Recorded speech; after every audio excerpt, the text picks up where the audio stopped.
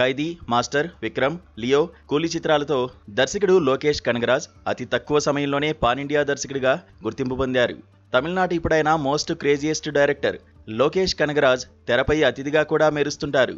ఇప్పుడు డీసీ సినిమాతో ఏకంగా హీరోగానే ఎంట్రీ ఇచ్చి సర్ప్రైజ్ చేశారు. దీనికి సంబంధించిన ప్రకటన రాగానే భారీ అంచనాలు నెలకొనడంతో పాటు ఈ కల్ట్ డైరెక్టర్ హీరోగా మెప్పించగలడా, పాత్రకు ఎంతవరకు న్యాయం చేయగలడు అనే అనుమానాలు వ్యక్తమయ్యాయి.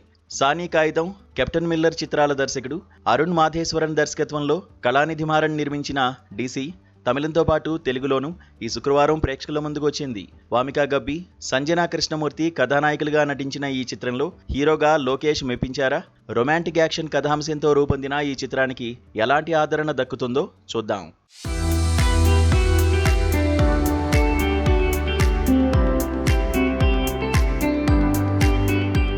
ఆర్మ్స్ రాబరీ కేసులో జైల్లో ఉన్న సర్కారుకు దేవదాసు, అతని స్నేహితులు పరిచయం అవుతారు. అప్పటి నుంచి దేవదాస్ టీం సర్కార్తో కలిసి పనిచేస్తుంటుంది.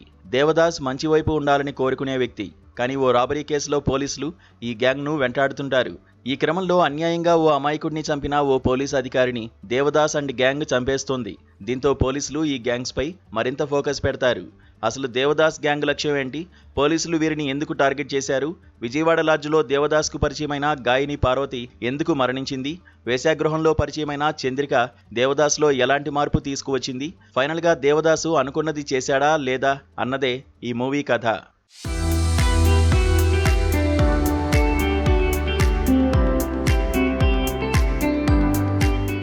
గ్యాంగ్స్టర్స్ నేపథ్యంలో సాగే రివెంజ్ యాక్షన్ డ్రామాకు కాస్త ఎమోషన్స్ జోడించి రా అండ్ రస్టిక్గా తెరకెక్కించిన చిత్రమిది.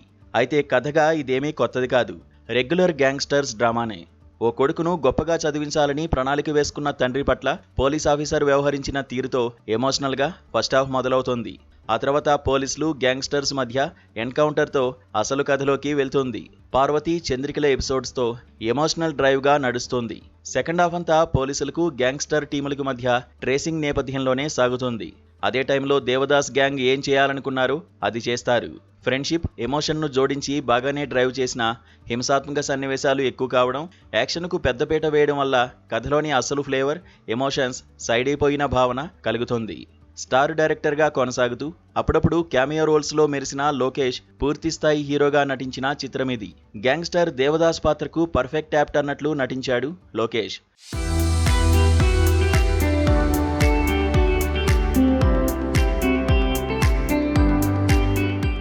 నటుడుగా ఆయనకు మంచి మార్కులే పడతాయి.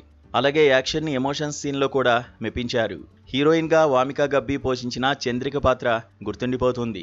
తెరపై కాసేపే కనిపించిన పార్వతి పాత్రలో సంజనా కృష్ణమూర్తి కూడా బెస్ట్ అనిపించుకుంది. లోకేష్ స్నేహితులుగా నటించిన నలుగురు కూడా రాలుకులో కనిపిస్తూనే అక్కడక్కడ నవ్వులు పంచే ప్రయత్నం చేశారు. మిగతా ఆర్టిస్టులు తమ తమ పాత్రల పరిధి మేరకు నటించారు. ఈ సినిమాకు మేజర్ ఎసెట్ సంగీతం. అనిరుద్ధ్ 100% తన పనికి న్యాయం చేశాడు. సాంగ్స్ ఇంపాక్ట్ పెద్దగా లేకపోయినా bit songs, BGM, action, emotional సీన్స్ను ఎలివేట్ చేశాయి. ముఖేష్ జీ సినిమాటోగ్రఫీ స్టోరీకి, నేటివిటీకి తగ్గట్టుంది. ఎడిటింగ్ కూడా పర్వాలేదు.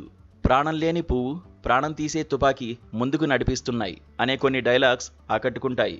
నిర్మాణ విలువలు బాగున్నాయి. రొటీన్ కథ అయినా దర్శకుడు నడిపించిన తీరు ఆకట్టుకుంటుంది. పూర్తిగా హింసతో యాక్షన్కు ఎక్కువ స్పేస్ ఇవ్వడంతో ఒక సెక్షన్ ఆడియన్స్కు నచ్చకపోవచ్చు.